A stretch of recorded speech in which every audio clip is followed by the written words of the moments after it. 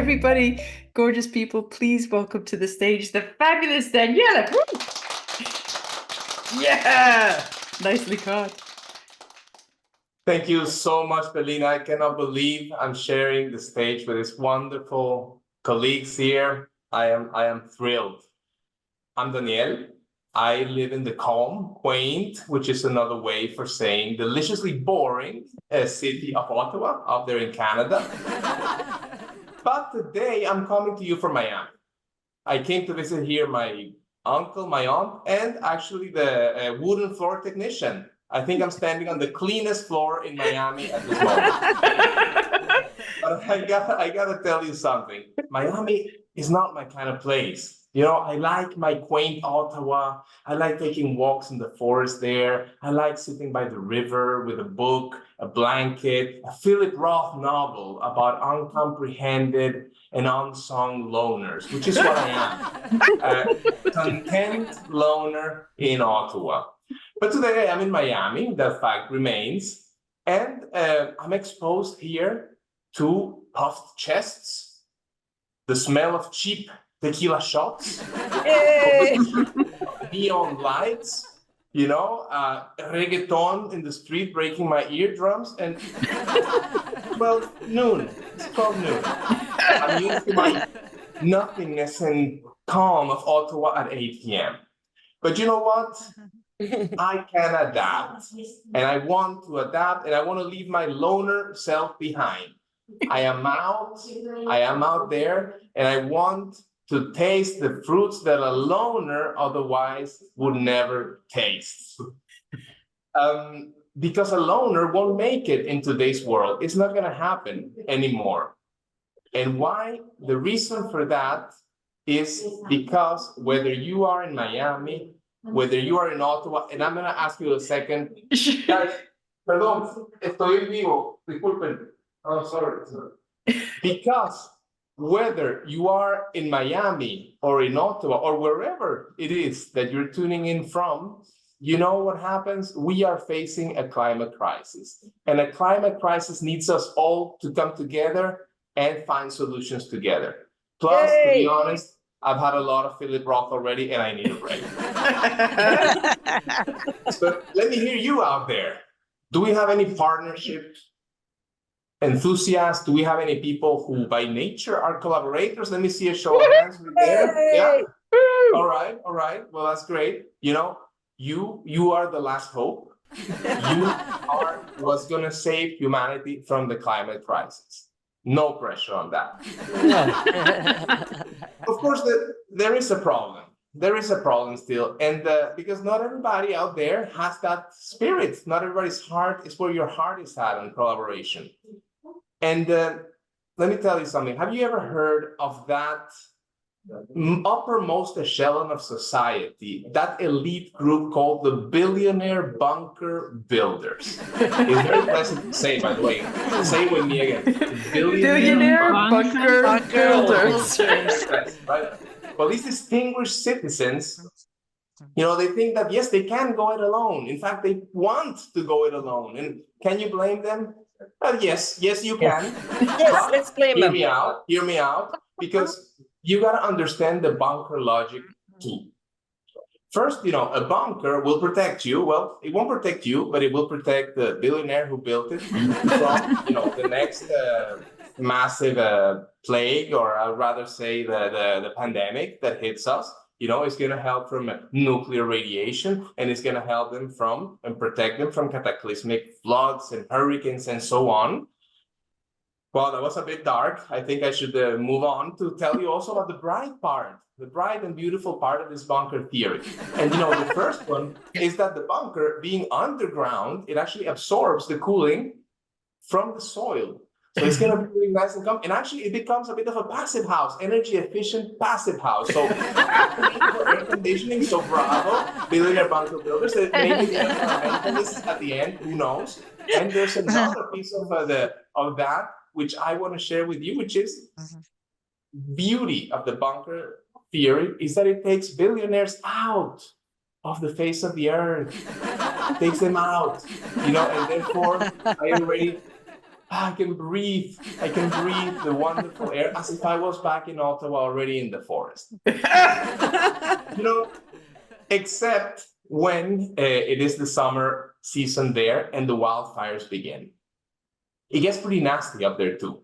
So I don't know, you know, wildfires have become so bad in Canada that they basically stay alive not only during the summertime, but also when the summer ends. Even the autumn and the winter arrives, the snow arrives, and actually the fires stay underground alive. They're alive there and ready to lift up again and light up again as soon as the snow melts. This is true. This is no joke, unfortunately.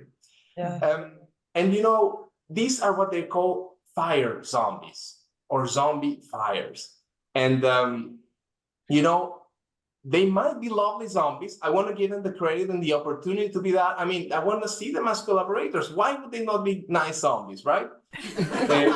But you know, for example, I love to see when I'm out camping in the middle of the cold. I'd love to see the zombies, you know, and I'm struggling with my bonfire. I'd love to just text them and say, hey, zombies, right here, right here. Send me a couple of flames, a little bit there, couple of minutes. Whoa, hold it. Okay, thank you, that's enough.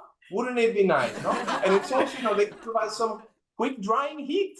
You know, when the trails are all muddy in the spring, throughout the spring, just they provide some quick dry heat, sorted. So they could be great, lovely, and collaborator zombies.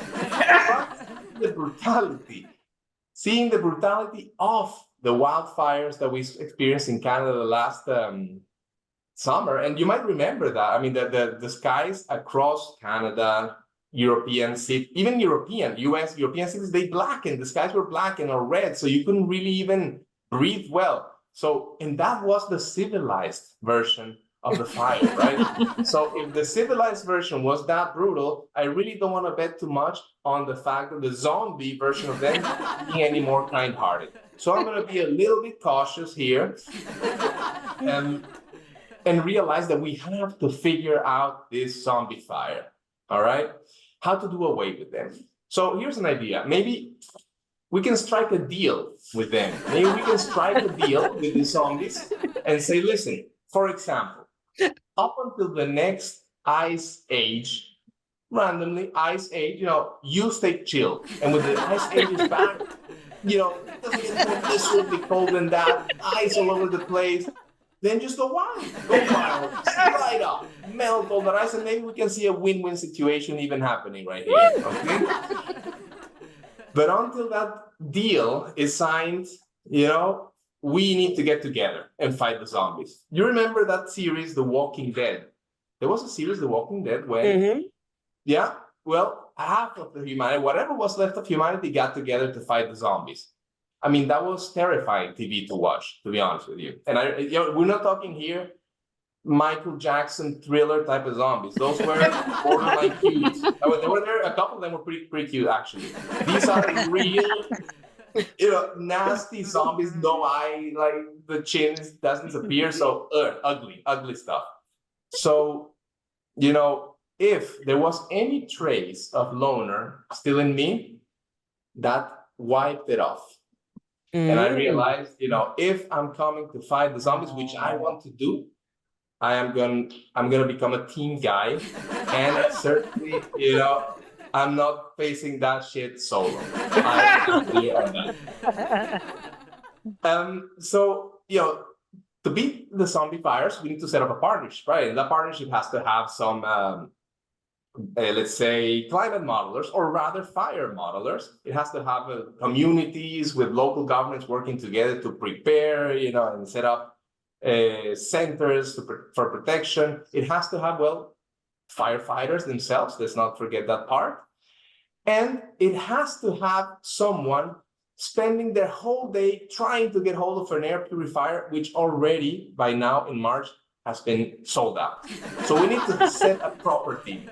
And as for my contribution, believe me, I'm all in. I'm in, I'm convinced, I'm joining this heroic effort to go and beat the zombies. I'll be right there, you know. I mean, I might not be right in the front line, because the heat is gonna be intense. And I don't know if you can see it, but my dry eye condition doesn't really take that kind of heat. So I have to take that into consideration. But I'll be close enough that I can see you. I can see you there when you need something, and at which point I will Uber that to you. Uber will send you tools, food, snacks, whatever. I'll be there. I mean, you can count on me, okay? And I am so very much feeling this sense of togetherness and partnership that I'm even gonna go to you, my nemesis, the billionaire bunker builder. Yes. I'm gonna go to you and let you in on this zombie fire business. If you've been listening, these zombies will be living underground.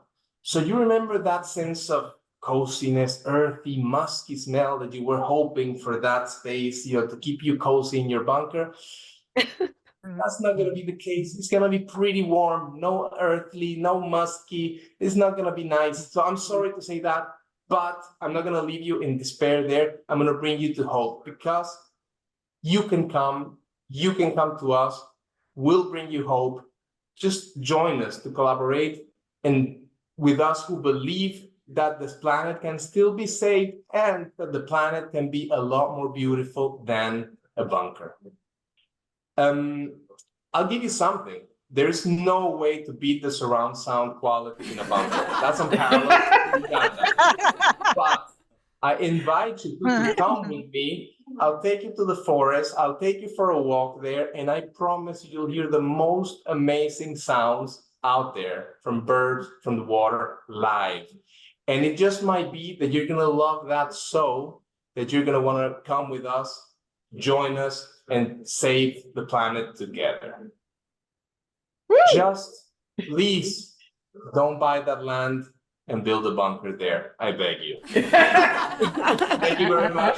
It's a pleasure. Thank you for being here. And Belina, back to you. Yay! Nicely done. Woo! Okay. Wow. Everybody please unmute. Let's give Jill some